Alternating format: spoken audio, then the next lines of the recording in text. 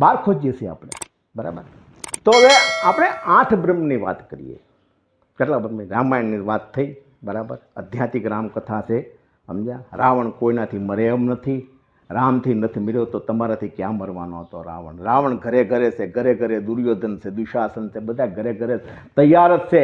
અને અહીંયા બેઠા છો પૂંછડી દાબો તો હમણાં રાવણ તૈયાર, અહીંયા હમણાં તૈયાર થઈ જાય, ઊભો થઈ જાય તરત. કારણ તે તૈયાર જ છે, દુર્યોધન બધા તૈયાર જ છે, કોઈ મર્યું નથી. રામ કૃષ્ણ બધા આવી ગયા. અને આધ્યાત્મિક રામકથા ઘણું ઘણું કહે છે કે દુધુબી નામનો રાક્ષસનું દુધુબી એટલે શું, સુગ્રી એટલે કોણ, વાલી એટલે કોણ. તો આ આધ્યાત્મિક રામકથા તમે કરો તો તમને ખબર પડે કે આ વસ્તુ આની અંદર રહેલી છે. હનુમાનજી વાંદર નહોતા, હનુમાનજી વાંદર નહોતા.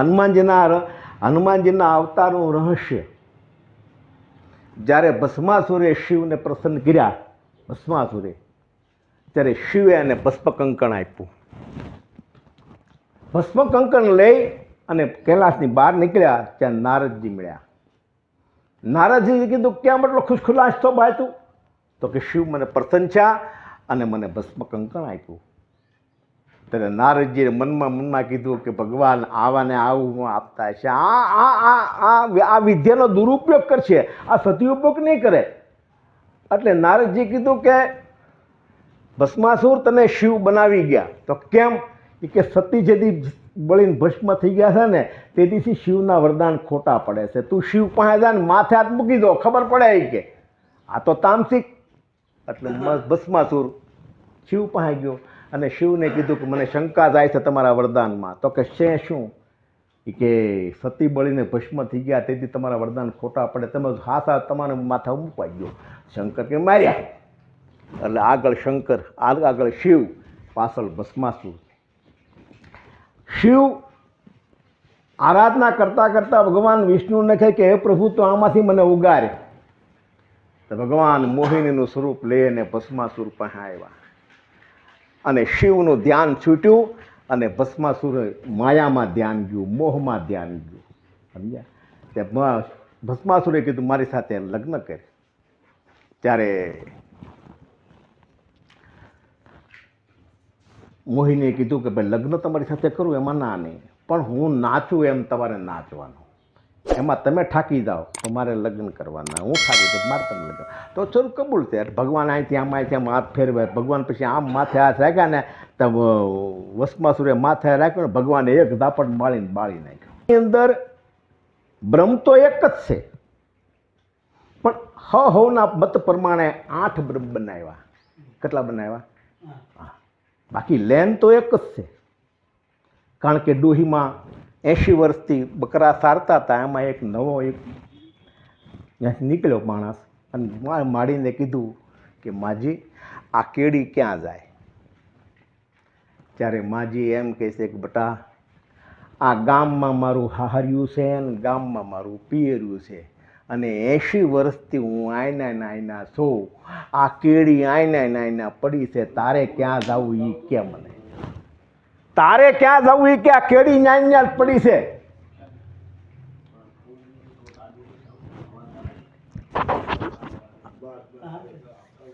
તો આપણે ક્યાં જવું એનો વિચાર કરવાનો છે. કારણ કે ઈશ્વરના સંયમ નિયમમાં આવો તો જ પરમાત્માની પ્રાપ્તિ થાય. તમે સંયમ નિયમમાં તો નથી. પહેલો સંયમ છે મન ઉપર રાખવાનો છે, નિયમ ઈશ્વરી પાળવાનો છે, સત્ય બોલો. સંયમ મન ઉપર, મનની ઈચ્છાઓ ઉપર રાખવાનો છે. નિયમ ઈશ્વરનો સત્ય બોલો. તો આ 2 ઈશ્વરનો નિયમ છે, પણ એમાંથી કોઈ આપણે કાંઈ પાળતા નથી. બોલવું સારું છે, કરવું અઘરું છે. બોલવું બહુ સહેલું છે, કરવું બહુ અઘરું છે. કહી નાખીએ તો 8 બ્રહ્મ છે. આમાં બ્રહ્મ તો એક જ છે, એમાં કોઈ પરમ તત્વ એક જ છે, કોઈ અલગ અલગ કોઈ તત્વ નથી. પણ આ તો પ્રથમ તમે પેદા કર્યા પવન જલ મન પ્રાણી, બહુ નામીએ તારું બીબું બનાવ્યું તો અનુભવથી નોબત વાગી મેરે દાતાર તારી અકળ કળા ન જાણી. આની કોઈ કળા જાણી શકતું નથી. હારા ત્યાંથી પાસા પડી ગયા છે. એને કોઈ ઓળખી શકતો નથી. તો ખાલી તમે મનની માન્યતા છે કે માતાજી મારી યારે પડદે વાતું કરે. બાપ વાતું કરતો તું ગાંડો થઈ જા. એનું તેજ જીવી શકે? રામકૃષ્ણ પરમહંસ તેજ ન જીવી શક્યા તો તું હળી ગયેલો તેજ જીવી શકો? રામકૃષ્ણ પરમહંસ એનું તેજ ન જીવી શક્યા તો તું છે. અને તે એવું શું કર્મ કર્યું? મને માતા ખોડિયાળે દીકરો આપ્યો. અરે દીકરો આપ્યો ને માતા ખોડિયાર તો એ જલારામ થાય, એ કઈ રાવણ ન થાય, એ જલારામ થાય.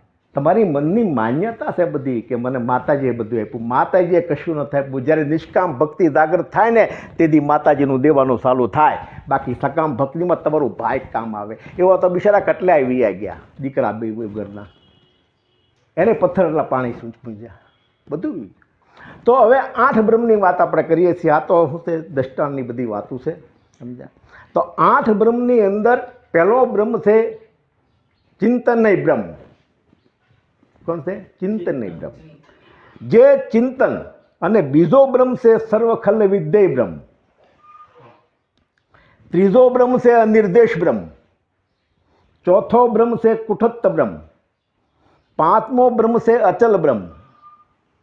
છઠ્ઠો બ્રહ્મ છે ધ્રુવમ. સાતમો બ્રહ્મ છે અવક્ય બ્રહ્મ. અને 8મો બ્રહ્મ છે અક્ષર બ્રહ્મ. આ 8 બ્રહ્મ છે. આમાં એક બ્રહ્મને પકડી લ્યો, આનંદ એ આનંદ, પણ 8માંથી એકે આપણામાં છે નહીં. તો હવે આ પહેલો બ્રહ્મ કેવી રીતે પ્રસન્ન થાય? કારણ કે જ્યાં લગી તમારા ચિત્તના વિચારો શુદ્ધ ન થાય ત્યાં લગી પરમાત્માની પ્રાપ્તિ થાય નહીં. તો ચિંતનની અંદર બિન સવારત નિષ્કામ ચિંતન હોવું જોઈએ. અંતકરણ જેનું અંતર ભાંગ્યા વિના ઉભરો નહીં. આપ કીધું ને કે અંતકરણ તમારું ચોખ્ખું નથી, અંતકરણમાં મેલું છે. અંતકરણ શુદ્ધ થાય તો એ બ્રહ્મની પ્રાપ્તિ થાય. તો ચિત્તના વિચારો શુદ્ધ નથી તો મનની દ્રષ્ટિ શુદ્ધ હોય. તો મનની દ્રષ્ટિ શુદ્ધ નથી તો સુરતા લાગે. પણ જેના ચિત્તના વિચારો સુંદર થઈ જાય તો મન શુદ્ધ થઈ જાય. અને મન શુદ્ધ થતા પછી ચિત્ત ભગવાન સાથે લાગી જાય. પછી આત્માનો સાક્ષાત્કાર પછી થાય છે. ઘડીકમાં તો 2-8 ટકોરી વગાડીને આરતીનો અર્થ શું? આરતી એટલે શું કે 5 વાટ આ બાજુમાં ટકોરી અને આમાં ઉતારવાની. અરે મૂકો પંચાયત. આરતી એટલે હું? આરતીનો ભેદ નથી જાણતા. તુલસીદાસે કીધું છે, ઢોલ ગમાર પશુ શુદ્ર નારી એ હે તાડન કે અધિકારી. ઢોલ ગમાર પશુ શુદ્ર નારી એ હે સબ તાડન કે અધિકારી. તો ઢોલ કોને કહેવો? આપણે વાત કરવાની છે. ઢોલ કોને કહેવો? તો તુલસીદાસે કીધું ઢોલ એટલે જગત. જગત બે કોર વગાડશે. હે? ઢોલ એટલે જગત. જગત બે કોર વગાડશે. તો મૂર્ખ કોને કહેવો? તો મૂર્ખ ઓલો ગાંડો જાય નહીં. મૂર્ખ તો જ્ઞાની હોવા છતાં ખરાબ કર્મ કરે છે ને તો એ મૂર્ખમાં મૂર્ખ સરદાર છે, પાપી સમાન છે. તમારામાં જ્ઞાન છે છતાં તમે આવા કરો તો ભગવાનની નજરમાં તમે પાપી છો, મૂર્ખ. તમે કોઈ જ્ઞાની નથી. જ્ઞાન અને ભક્તિનો ભેદ જાણો. જ્ઞાન એટલે શું? ભક્તિ એટલે શું? તો જ્ઞાની છે પોતાનો ભાર પોતાની માથે રાખે છે. જ્ઞાન છે એ તુંબડું છે. અને ભક્તિ છે એ ભગવાન. ભક્ત પોતે ભગવાન પોતાનો ભાર ભગવાનને આપી દે. તો ભક્તિ છે એક નાવ છે. તુંબડાને તમે ગંગામાં નાખો, તુંબડું એકું તોડીને સામે કાંઠે જાય છે, પણ નાવ અનેકને તારીને રહી જાય છે. તો જ્ઞાન છે એ સભય છે, ભક્તિ અભય છે. તો જ્ઞાન ભક્તિ છે ને જ્ઞાન સભય છે તમારામાં છે, સારું છે, પણ ભક્તિ અભય છે. શું છે? ભક્તિ અભય છે. અભય કેવી રીતે? કે જ્યારે કેવટ કાંઠે ઉતાર્યા એટલે કેવટને ભગવાને કીધું કે હાલે તને અંગૂઠી આપો. ત્યારે કેવટે કીધું, પ્રભુ આપણે તો ધંધાભાઈ કહેવાઈએ અને આપણે જાતભાઈ કહેવાઈએ. ત્યારે લક્ષ્મણે કીધું કે જાતભાઈ, તું જાતનો ભીલ, અમે જાતના છત્રી, અને તું અમે તમારી તારી મારી જાત એક છે, તો હમણાં મારી નાખું. તીર કાઢ્યું, સડાયું. ત્યારે કેવટે કીધું કે પ્રભુ લક્ષ્મણજી મારવો હોય તો મારી નાખો, પણ મારા રામની જાત ને મારી જાત એક છે, અને કદાચ તમને મારશો તો રામ અને લક્ષ્મણ સીતા સહિત મારી શમશાન યાત્રામાં છે, અને 13 દી તમારે રોકાવવું પડશે. ત્યાં લક્ષ્મણને જો કે 13 દી રોકાવવું પડશે, પાછું નાખી દીધું અંદર, તીર નાખી દીધું. તો આનો અર્થ થાય છે લક્ષ્મણ એટલે શેષના કાળનો અવતાર, કેવટ એટલે ભક્તિ. તો ભક્તિ પાસે કાળનું પણ કશું આવતું નથી, પાછું પડી જાય સાચી ભક્તિ હોય તો. તો જ્ઞાન હોય તો સારું છે, સભય છે, મોકા નહીં, પણ જ્ઞાન હોય તો સાથે સાથે આચરણમાં રાખો. તો જ્ઞાની હોવા છતાં આવા કર્મ કરે છે તો તુલસીદાસે કીધું કે મહામૂર્ખ માણસ છે. પછી કીધું જ્ઞાન ઢોલ ગમાર પશુ. પશુ કોને કહેવું? તો પશુ તુલસીદાસે કીધું કે ભેં ગાય આ બધાને લાકડી મારી સીધી હાલે. તો તુલસીદાસે મારવાની વાત તો કરી જ નથી. તુલસીદાસે તો એટલું જ કીધું કે ઢોલ ગમાર પશુ શુદ્ર નારી. નારી શુદ્ર, પશુ એટલે નર હે પશુ સમાન ભજન બિના. નર હે પશુ સમાન ભજન બિના. જ્યાં લગી ઈશ્વરનું ભજન ન કરો ત્યાં લગી નર પશુ સમાન છે. અને પછી શુદ્રની વાત કરી તો શુદ્ર એટલે અછૂત જાતિ નહીં. તુલસીદાસે કીધું કે બ્રાહ્મણ હોય, વાણી હોય, કોઈ પણ હોય, પણ જે જીભ ઉપર રામ શબ્દ નથી ને એ શુદ્ર સમાન છે. જેના મુખમાં રામ શબ્દ નથી જીભ ઉપર, એ શુદ્ર સમાન છે. અને નારી, તો તુલસીદાસે નારીને મારવાની વાત કરી તો તુલસીદાસ કેમ કહે છે કે હરેક સ્ત્રીમાં તમે સીતાને જુઓ, હરેક સ્ત્રીમાં તમે સીતાને જુઓ. તો આ તુલસીદાસ નારીને મારવાની વાત કરી છે. તો નારી એટલે વાણી. તુલસીદાસે કીધું કે નારી એટલે વાણી. વાણી સારી હશે તો સન્માન મળશે, નકર વાણી ખરાબ હશે તો પાછા તો મળશે. તો ઢોલ ગમાર પશુ શુદ્ર નારી એ હે સબ તાળન કે અધિકારી. તો આની અંદર તમને ખ્યાલ હોય તો અહીવાર છે ને, તો આપણે મંદિરમાં જઈએ છીએ બરાબર, પછી સંપલ બૂટ બહાર રાખીએ. હવે સંપલ બૂટ બહાર રાખ્યા એટલે સંપલ બૂટ ભેગા થઈ અને ભગવાનની સામે આંદોલન કર્યું અને ભગવાનને કીધું કે પ્રભુ અમારા બનાવેલા તમારી પાસે છે ને અમને બહાર હું કામ રાખ્યા? આ નિયમ તમે ઘડ્યો. તો ભગવાને કીધું કે હે ભાઈ, એ નિયમ મેં નથી ઘડ્યો, એ નિયમ પૂંજારીએ ઘડ્યો છે, મેં નથી ઘડ્યો. મારી અહીંયા પાપી આવે છે, પૂંછાળી આવે છે, ભગત આવે છે, ઠગત આવે છે, શોર આવે છે, સાહુકાર આવે છે, મારી નજરમાં કોઈ ભેદ નથી ભાઈ, બધાય મારા સંતાનો જ છે. અને કદાચ તમારે મારી પાસે આવવું હોય તો 7 વાગે આરતી થાય ત્યારે તમે જોજો, જો તમને આવવાનો શોખ થાય તો વી આવજો, પછી તમને કોઈ ના નહીં પાડે. 7 વાગે આરતી થઈ, ઢોલક બહાર કાઢ્યું, સમજ્યા, અને 2 લાકડી લીધી, ઢોલક ભડાભડ પડવા મળ્યું. ત્યારે સંપલ બૂટને એમ થયું કે અંદર તો લાકડીઓ પડે, મારે અંદર જવામાં માલ નથી, સમજ્યા. એમ જે ભગવાનને સંપ્રીત છે, જલારામ, તુકારામ, મીરાબાઈ, જે ભગવાન એના સંપ્રીત થઈ ગયા છે, તો એની હારે બેસી ગયા ને. આપણે તો સંપલ બૂટની જેમ બહાર હારા છીએ, સહી ને, ત્યાં જવાતું નથી. પકડવું છે ઘણું, પણ ત્યાં ત્યાગ વર્તી છે. પહેલાં શું છે? ત્યાગ. તો પહેલો જે બ્રહ્મ છે, ચિંતન બ્રહ્મ છે, તો સુંદર શુદ્ધ ચિંતન હોય તો બ્રહ્મની પ્રાપ્તિ થાય છે. અને સર્વખલ વિદ્ય બ્રહ્મ. તો સર્વખલ વિદ્ય બ્રહ્મની પ્રાપ્તિ કેવી રીતે કરવી? આપો દ્રષ્ટિમાં તેજ અનોખું, સારી સૃષ્ટિમાં શિવરૂપ દેખું. દ્રષ્ટિ સુધરી જાય તો સર્વની અંદર પ્રભુ બિરાજમાન છે. જે એવા માણસને આ બ્રહ્મની પ્રાપ્તિ થાય છે, ભલે સર્વની અંદર બ્રહ્મને બાળે તો દ્રષ્ટિ સુંદર થઈ જાય. અને ત્રીજો બ્રહ્મ છે અનિર્દેશ બ્રહ્મ. આને હુકુમત કરાય નહીં કાંઈ, એને બધી ખબર છે. તમે તમારા દુઃખનું વર્ણન એને હું કામ કહો છો? તમે તમારા દુઃખનું વર્ણન નહીં પણ હું કામ ગાવ છો? પણ આપણે નથી જાણતો એમ એની પાસે ગાઈ છીએ, સમજ્યા. તો પંઢરપુરમાં જ્યારે મેળો ભરાણો, પંઢરપુરની અંદર મેળો ભરાણો, અનેક માણસો હતા અને ભગવાન વિઠોબા ઊભા થઈ થઈને જોવે. તો રૂક્ષ્મણીએ કીધું કે આ બધા ભક્તો છે ને દર્શન આપો ને. તો કે આ બધા ભક્તો? તો કે હા. એ કે કોઈક કડીનો દુખાવો મટાડવાનું કહે ને, કોઈ લોટરીની ટિકિટ લાવ્યો છે ને એની કહે ને, આ બધું મારી પાસે માગવા આવ્યા છે.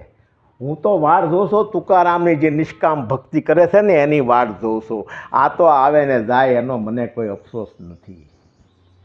જે નિષ્કામ ભક્તિ કરે છે ને એને પરમાત્મા પ્રાપ્ત થાય છે. તો હુકુમત નથી કરાતી આ નિર્દેશ બ્રહ્મને, એને બધી ખબર છે.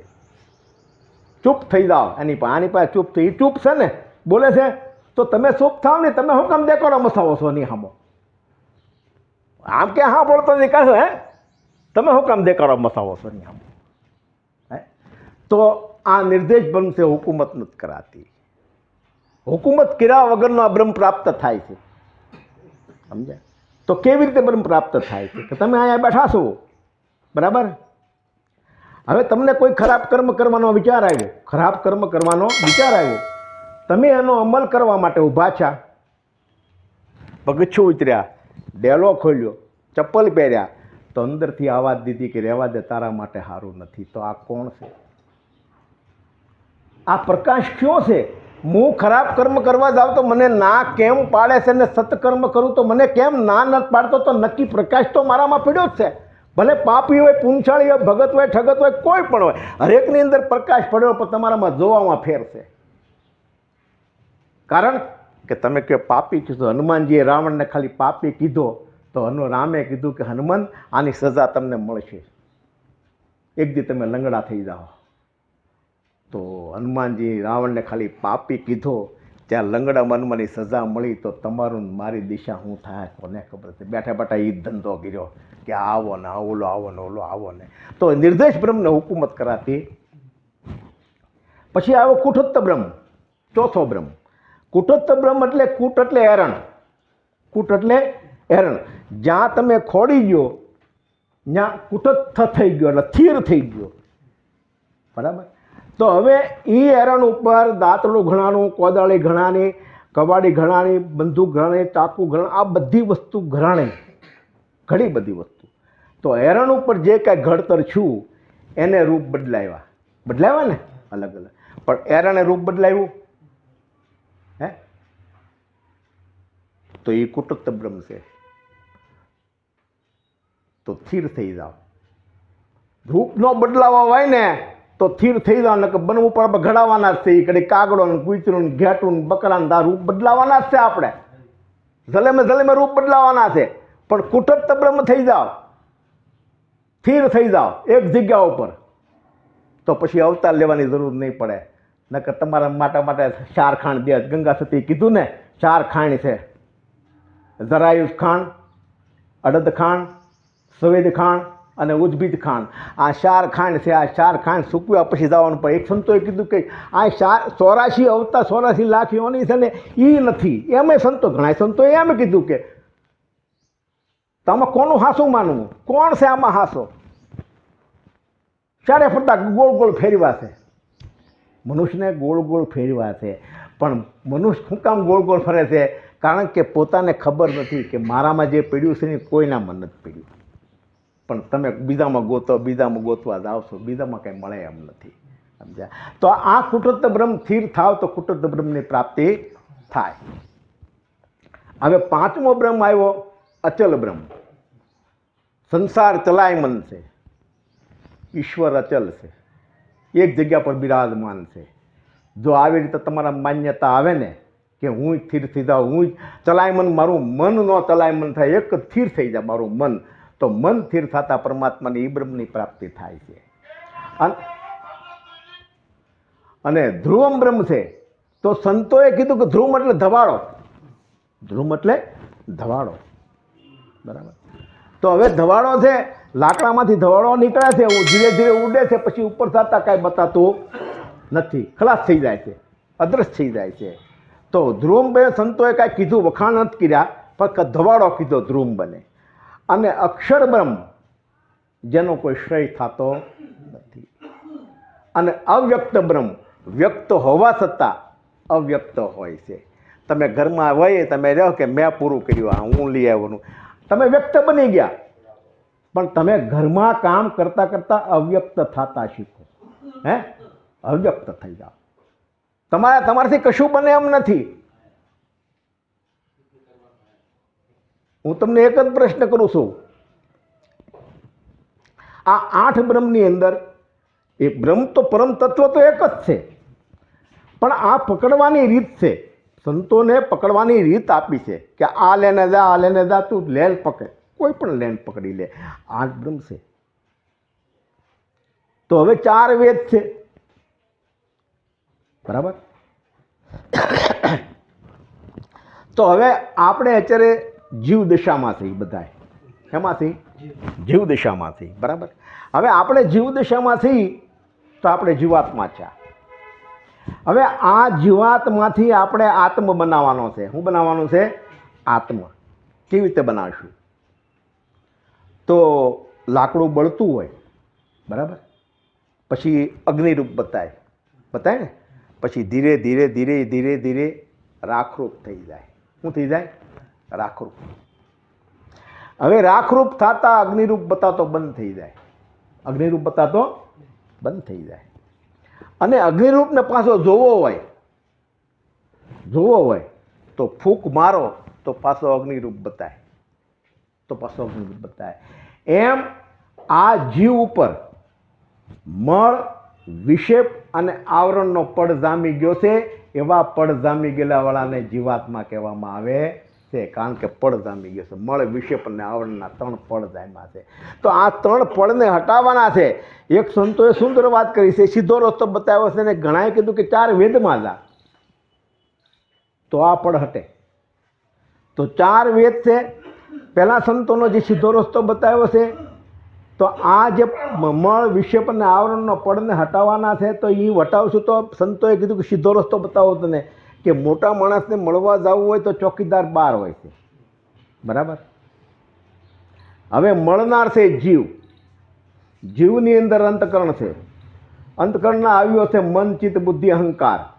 આ 4 અવયવો છે, મન, ચિત્ત, બુદ્ધિ, અહંકાર, બરાબર. હવે ચોકીદારને પૂછે છે કે ભાઈ મારે તમારા માલિકને મળવું છે. ત્યારે ચોકીદાર એમ કહે છે કે ભાઈ હું તમને ઓળખતો નથી, હું મારા માલિકને પૂછી જોઉં, બરાબર. હવે આ માલિકને ચોકીદાર ઊભો થવા જાય છે ને માલિકને પૂછવાની તૈયારી કરે છે. માલિક બહાર નીકળે છે અને કહે છે કે આવો આવો. તો પછી ચોકીદારને બોલવા પણ રહેતું નથી. તો મળનાર જીવ છે, માલિક છે ભગવાન છે. તો મળનાર જીવ છે, જીવની અંદર અંતકરણ છે, અંતકરણના 4 અવયવો છે, મળ, ચિત્ત, બુદ્ધિ, અહંકાર. આ 4 અવયવો છે. પણ ભગવાનને મળવા જવું હોય તો ચોકીદાર રૂપે બુદ્ધિને બહાર મૂકવી પડે. 3 વસ્તુ મળવા ગઈ. બુદ્ધિનું કશું નથી આવતું, નથી, ખાલી ઓળખાણ જ કરાવે છે. પછી બુદ્ધિ અહીંયા બેસી જાય સાની મને, સમજ્યા? તો 3 વસ્તુ મળવા ગઈ, ચિત્ત, મન અને અહંકાર. આ મળવા ગઈ તો જ્યાં ચિત્ત ભગવાનની સાથે લાગી ગયું હોય તો ચિત્તનો સંદેશો પહોંચવાનું કામ તો મન જ કરે છે. કોણ કરે છે? મન. જો જ્યાં ચિત્ત લાગ્યું તો મન બિચારું શું કરે? તો મન અને ચિત્ત પરમાત્માની અંદર લીન થઈ ગયા. બુદ્ધિ બહાર પડી છે. અહમ આપોઆપ ઓગળી ગયો, કારણ કે ચિત્ત અને મન બે લાગી ગયા, પરમાત્માની અંદર લીન થઈ ગયા. તો મન અને ચિત્તને બેને લગાડવાના છે. ત્યાં લગી બુદ્ધિ અને અહમ મરે એમ નથી. ત્યાં લગી આ અંતકરણ શુદ્ધ છું કહેવાય. તો આ પડ જીવાત્માથી આત્મ બને. પણ સંતોએ કીધું કે 4 વેદમાં જા. તો 4 વેદ છે અજુર્વેદ, ઋગ્વેદ, સામ્યવેદ, અથર્વવેદ, બરાબર. હવે અજુર્વેદ છે એ શિવજીનો વેદ છે. એમાં શિવજીની સંપૂર્ણ તાકાત હમાણી. અને ઋગ્વેદ છે એ વિષ્ણુનો વેદ છે. એમાં વિષ્ણુની સંપૂર્ણ કલા હમાણી. અને સામ્યવેદ છે એ બ્રહ્માનો વેદ છે. તો બ્રહ્માએ કોઈ ગ્રંથ, કોઈ લીલા કરી નહીં, એટલે એનો કોઈ ગ્રંથ ગવાણો નહીં, બરાબર. તો સામ્ય વેદ એક પદાર્થ છે. શું છે? એક પદાર્થ છે. તમે એનો અનુભવ કરો પછી તમને હું કોઈ પણ વાત કરું તો તમને ગળે ઉતરે નહીં. આનું નામ સામ્ય વેદ. અને અથર્વવેદ છે એ શક્તિનો વેદ છે. અને એ શક્તિએ પોતાની પાસે રાખ્યો છે. અને એ શક્તિ તમારાની અંદર પડી છે. જો એ શક્તિની ખબર પડી જાય તો જલમરણના ફેરા ટળી જાય. પણ એ શક્તિને આપણે ખબર છે કે આ કોણ, મને ઊભો કોણ કરે છે, હું બેહું છું કેમ, આ નજર મારી કેમ જાય છે, એ તમે કાંઈ કર્યું ને ભાઈ, શરીર છે આ તો બધું થાય. પણ એનો વિચાર કરો કે આ છે શું શરીર? વિચાર કદાપી ન કર્યો. આ શરીરને લાડ જ લડાવ્યા, માગ્યું એવું ખવડાવ્યું. આ શરીર 4 પદાર્થથી બનાવેલું છે. ભગવાને 4 પદાર્થથી બનાવ્યું છે: તીખું, ગળ્યું, તુરું અને કડવું. બરાબર? તો આપણે 2 વસ્તુ જ આપી આને, તીખું અને ગળ્યું જ આપ્યું. તીખું છું તો એસિડિટી થઈ અને ગળ્યું ખાધું ડાયાબિટીસ થઈ, પણ કડવું અને તુરું ન ખાધું. જો કડવું અને તુરું ખાધું હોત ને તો આ રોગ ભડો ન મારત. રોગ ભડો ન મારત. આ 4 પદાર્થનું શરીર છે. કેટલા પદાર્થનું? 4. પણ આપણે 2 પદાર્થ જ ખાધા, ત્યારે રોગ ભોળો મરી ગયો. તો રોગ આવી તો ભોળો મારે, પણ જો કડવું અને તુરું ખાતું હોત ને તો રોગ કદાપી થાત નહીં.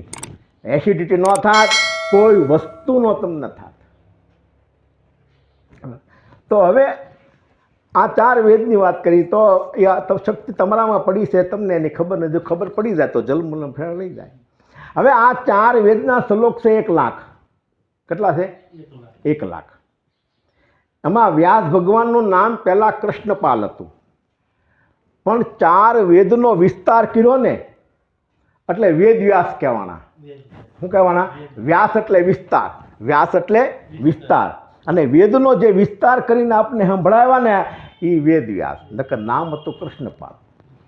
બરાબર? તો એને કીધું કે આ 4 વેદના શ્લોક છે 1 લાખ, અને વ્યાસ ભગવાને 3 કાંડ બનાવ્યા. હા, કર્મકાંડ, ઉપાસના કાંડ અને જ્ઞાન કાંડ. આ 3 કાંડ બનાવ્યા. હવે જે કર્મકાંડ છે, જે ઉપાસના કાંડ છે અને જે જ્ઞાન કાંડ છે, બરાબર, તો એની અંદર આવે છે, મળની અંદર આવે છે પાપ દોષ. ઉપાસના કાંડની અંદર આવે છે મનની ચંચળતા, અને જ્ઞાન કાંડની અંદર આવે છે આવરણ. હવે આના શ્લોક છે 1 લાખ. એમાં કર્મકાંડના શ્લોક છે 80,000, ઉપાસના કાંડના શ્લોક છે 16,000 અને જ્ઞાન કાંડના શ્લોક છે 4,000. આ કુલ મળીને 1 લાખ છે. બરાબર? તો હવે આપણે આ જે આ 3 પડ છે, આ આત્મા ઉપર 3 પડ પડી ગયા છે. બરાબર? મળ, વિષય અને આવરણના પડ જામી ગયો છે, એટલે આપણે જીવાત્મા કહેવામાં આવે છે. પણ તો મળની અંદર આવે છે પાપ દોષ. તો પાપ દોષનો નાશ કેમ કરશું આપણે? તો હજારો માણસને હરિહર કરાવી દેવું, હજારો ગાવીને ઘાસ ખવડાવી દેવું, કે હજારો આશ્રમ બનાવી નાખશું, કે હજારો મંદિર બનાવી નાખશું? એ તો તમારું છે, તમે હાંસવીને બેહો, એમાં તો ભૂખ ભેળા થઈ જાઓ. બાપ, દાન કરતાં પહેલાં વિચાર કરજો કે દાન કોને કહેવું. પહેલાં દાનની પદ્ધતિ શીખ, પછી દાન દેતા શીખ. નકર કેટલાય ખાલી થઈ ગયા, વિયાઈ ગયા બિચારા, ખાલી થઈ ગયા. હા, બરાબર. તો દાન કેમ કરવું? તો આપણે કે 100 ગાયોને ઘાસ ખવડાવી દઈએ, આ મને પુણ્ય મળી ગયું. તો તમારી મનની માન્યતા છે, એ માન્યતા ખોટી તમારી છે. કે મંદિરો બનાવ્યા તો એ માન્યતા ખોટી છે, આશ્રમ બનાવ્યા એ ખોટી છે. બધી જ્યાં લગી જેસલે કીધું, તોળી રાણી ગુફાની અંદર તપસ્યા કરતા હતા, અને જેસલ ગયો અને જેસલે કીધું કે હે સતી, તમે તમારી નાવને તારી, આ નાવનું શું? તો કાંઈ હોળી ફિલ્મમાં બતાવે છે, હોળી ઉપર જેસલ તોળ બેઠા હોય, એ તદ્દન કલ્પિત વાત છે. પણ ગુફાની અંદર જેસલ તોળની વાત થઈ કે હે તોળી રાણી, તમે તમારી નાવને તારી, આ નાવનું શું? ત્યારે તોળી રાણીએ કીધું કે હે જેસલ, તે પૂર્વમાં જે કર્મો કર્યા છે ને એની મારે ઓળખાણ નથી જોતી. આ ભવમાં તે જે કર્મો કર્યા છે ને એની જાહેરાત કરી. તો જેસલે કીધું કે જેટલા માથાના વાળ કાઢી રાણી એટલા કર્મો કર્યા. જ્યાં લગી તમે તમારા પાપની જાહેરાત ન કરો ત્યાં લગી પાપ ધોવાતું નથી. તો આ 4 વેદની વાત કરીએ તો હવે જ્યાં લગી પાપ દોષનો નાશ ન થાય ત્યાં લગી મળનો નાશ થાય, આપણે પુણ્યનો ઉદય થાય નહીં. પણ આપણે જે સારું કાર્ય કર્યું છે એ જ કાર્ય કહીએ છીએ, ખરાબ કાર્ય તો કહેતા જ નથી. આ અવતારમાં ઘણાય ખરાબ કાર્યો કર્યા છે, કીધું કોઈ મેને એસા કિયા, મને તૈસા કિયા, પણ તે બીજું કર્યું હે એ કે, તો કે એ ન કહેવાય. હે, નથી કહેવાતું. બરાબર. તો આ મળ જે આપણે પાપ દોષની જાહેરાત કરી તો મળ પણ હટી ગયું. બરાબર. પછી આવ્યું આવરણ. હલો, પછી આવ્યું વિક્ષેપ, મનની ચંચળતા. તો મનની ચંચળતા કેમ નાશ કરવી? તો મનની ચંચળતા નાશ કરવા માટે પહેલાં ઓલા સત્યનો સહારો લેવો પડશે. એનો સહારો લેવો પડશે સત્યનો. સત્યનો સહારો લેતા, જો તમને ખ્યાલ ઘણી ઘણી મોટરમાં લખ્યું છે સત્ય, પ્રેમ, કરુણા. ના લોકે કરુણા, પ્રેમ, સત્ય. હું કામ સત્ય પહેલાં લખ્યું? સત્ય હું કામ લખ્યું? આને સત્યમ શિવમ સુંદરમ. સત્ય છે તો શિવ છે ને શિવ છે તો સુંદરમ છે. તો બધી સુંદર જ છે. તો મૂળ ભક્તિ સત્ય, અને સત્ય આવશે તો દ્રષ્ટિમાં તમારી શુદ્ધતા આવશે, અને દ્રષ્ટિમાં શુદ્ધતા આવશે તો વિચારોમાં શુદ્ધતા આવશે. અને આ ત્રણેય વસ્તુ ભેગી થઈ ગઈ તો મનની ચંચળતાનો નાશ થયો. તો મન શાંત થઈને બેસી જાય. કારણ કે જ્યાં લગી સત્ય ન હોય અને તમે ખરી વાતો કરો તો એ કાંઈ વાતોથી કોઈ રીઝવતું નથી. પણ તમે એનો ગ્રહણ કરો. પછી આવ્યું આવરણ. આવરણ એટલે અજ્ઞાન. તો અજ્ઞાનને દૂર કેમ કરશું? બરાબર. તો અજ્ઞાનને દૂર કરવા માટે આપણે રામકથામાં જ આવવું પડશે. કારણ કે જે ધનુષ કહે છે કે પરશુરામે ધનુષ આપ્યું હતું, પણ પરશુરામે ધનુષ આપ્યું નથી. શિવજી મહારાજે ખુદ જનક રાજાના પિતાને નિમિ રાજાને ધનુષ આપ્યું હતું અને કીધું કે આનું ધ્યાન રાખજે તું. નિમિ રાજાને આપ્યું હતું, જનકના પિતાને. અને જનકજીનો અવતાર માતાના કુખે નથી થયો. જ્યારે નિમિ રાજા મૃત્યુ પામ્યા ને ત્યારે સંતોએ એનું મંથન કર્યું અને એમાંથી જે રસ ધર્યો ને એમાંથી જનકજીનો અવતાર થયો. ત્યારે વિદેહી કહેવાના, દેહ સાથે કોઈનું કનેક્શન નહોતું. એમાંથી બીજા અને રસમાંથી. કોણ?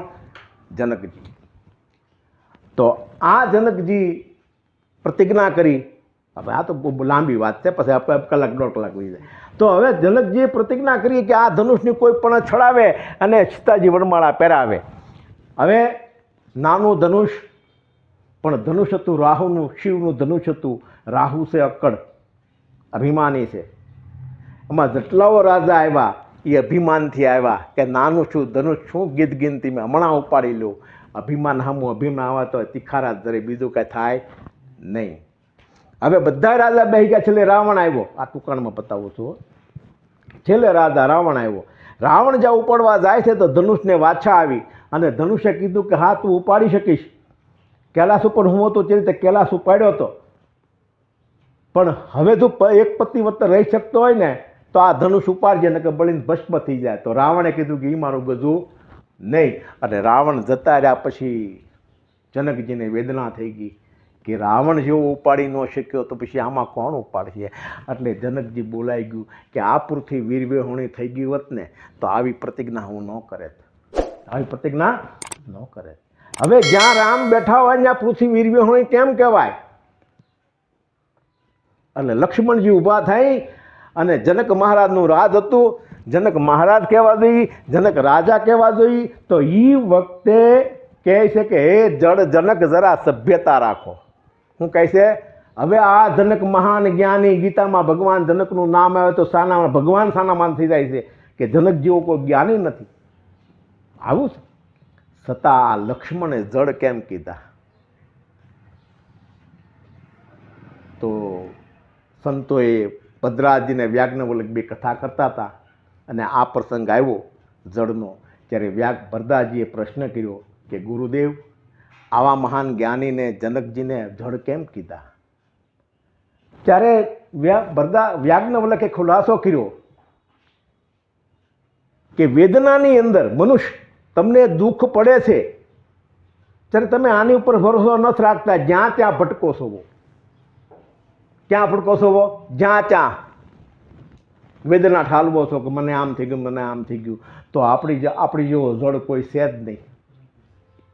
તે જળ સમાન જ છીએ આપણે, ચેતન હોવા છતાં જળ છીએ આપણે. કારણ કે જ્યાં ત્યાં ભટકી છીએ. અને એક વાર મારો વિશ્વાસ ભગવાન ઉપર બહુ છે તો ભટકમાં નહીં ભાઈ તું. આ દુઃખનું કારણ આપણો કર્મ છે. પણ ના કોઈ કે દાણા નાખી ગયું, કે નાળિયેર મૂકી ગયું, આ મૂકી ગયું, રૂપિયા આ કાંઈ પસાવરનો પેલો રતો નડતો હતો.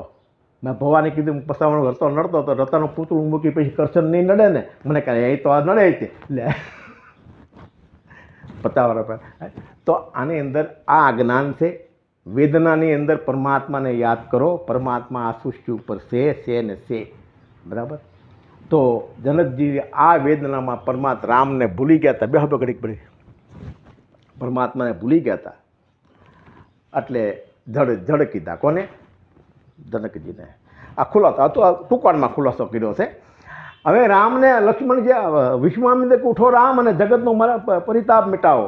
એટલે રામ ઊભા થઈ વિશ્વામિત્રને નમસ્કાર કર્યા, સૂર્યને નમસ્કાર કર્યા, શતાનંદ ગુરુ નમસ્કાર કર્યા, જનકજીને નમસ્કાર કર્યા અને અનેક રાજાઓને નમસ્કાર કર્યા. અને ધનુષ પાસે આવી અને ધનુષબેન પણ નમસ્કાર કર્યા. ત્યારે ધનુષને એમ થયું કે આવાના હાથે તૂટવું મારું ભાગ્ય છે. જો રામ કડકથી આવ્યા વાત તો રામમાં પણ તાકાત નહોતી કે ધનુષને ઉપાડી શકે. પણ અહમની હામું વિવેકી જ્ઞાન નમી ગયું. કારણ કે રામ છે વિવેકી જ્ઞાન છે. વિવેકી જ્ઞાનવાળો જ નમે છે, બાકી અહમી નમતો નથી. તું કોઈ કશું જાણતો નથી. જાણતો હોત તો અહીંયા બેઠા ન હોય, આપણે વિયા ગયા હોય. નથી જાણતા એટલે આપ બળિતરા છે બધી. તો હવે રામે ખાલી જમણો અંગૂઠો અડાડ્યો તો એની મળે ધનુષ ઊભું છું. એની મળે ધનુષ ઊભું છું તો વાત હતી પણ જ છડાવવાની. પણ વિવેકી જ્ઞાન આવ્યું તો અહમ તૂટ્યો. હું છું? અહમ તૂટ્યો. વિવેકી જ્ઞાન આવે ને ત્યારે મનુષ્યનો અહમ તૂટે. એટલે અહમ તૂટ્યો તો અહમ તૂટેલા બે ટુકડા પડ્યા હતા નીચે. તો હવે રામ છે એ વિવેકી જ્ઞાન છે, સીતા છે એ ભક્તિ છે. સીતા છે એ કેમ ભાગ્યા? સીતા છે એ ભક્તિ છે. તો હવે જ્ઞાન ઊભું છે, અહમ ટુકડા પડ્યા છે અહમના. હવે સીતાજીને એમ છું સીતાજી છીંગણા છે, રામ નમે નહીં. રામ નમે નહીં. એટલે હવે સીતાજીને એમ કહ્યું ટેબલ ઉપર ચડીને હું રામને વરમાળા પહેરાવી દઉં તો જ્ઞાનથી ભક્તિ ઊંચી નથી. જ્ઞાનથી ભક્તિ ઊંચી નથી. કારણ કે ગીતામાં ભગવાને કીધું જ્ઞાની મારો મોટો પુત્ર છે અને ભગત મારો નાનો દીકરો છે. આ ગીતામાં ભગવાન ચોખ્ખું કહે છે. તો લક્ષ્મણજી વૈરાગ સ્વરૂપી હતા. લક્ષ્મણને એમ છું જ્ઞાન નમશે નહીં, ભક્તિ વરમાળા પહેરાવશે નહીં. એટલે વૈરાગરૂપી લક્ષ્મણજી ઊભા થઈ. તો જ્ઞાનના ચરણમાં જ્યારે વૈરાગ પડે છે ને તો જ્ઞાન અને ભક્તિથી વૈરાગ ઊંચો છે. જ્ઞાન અને ભક્તિથી વૈરાગ ઊંચો છે, સમજ્યા? તો જ્ઞાન ભક્તિથી વૈરાગ ઊંચો છે. તો જ્ઞાનના ચરણને જ્યારે વૈરાગ પડ્યો તો ભગવાન રામને નમવું પડ્યું કે કાં તો વૈરાગ છે બાપા મારે નમવું. તો ઊભા આમ લેવા ગયા લક્ષ્મણને, ત્યાં સીતાજીએ વરમાળા પહેરાવી દીધી. બોલો રામચંદ્ર ભગવાન કી જય. પણ ક્યારે? જ્ઞાન ભક્તિ તો બે આપણામાં છે, પણ વૈરાગ નથી. વૈરાગ વગરની ભક્તિ વરમાળા પહેરાવે નહીં. આ ચાર વેદ, આ વિવેકી જ્ઞાન આવે તો આવરણ દૂર થાય, તો અજ્ઞાન દૂર થાય. કલાક જેમ આપણને મહારાજે ખરેખર રામાયણની વાત કરી, પછી આઠ બ્રહ્મની વાત કરી, ચાર વેદની વાત કરી. એની વિશે થોડીક આપણને મહાદેવની પણ વાત કરી છે. તો આપણે ખરેખર આપણા જીવનને ધન્ય કરવું હોય તો આપણે આ સત્સંગ પૂરો સાંભળ્યું તો આપણે જીવનમાં ખરેખર કલ્યાણ થાય. જય ગુરુ મહારાજ. જય ગુરુ મહારાજ.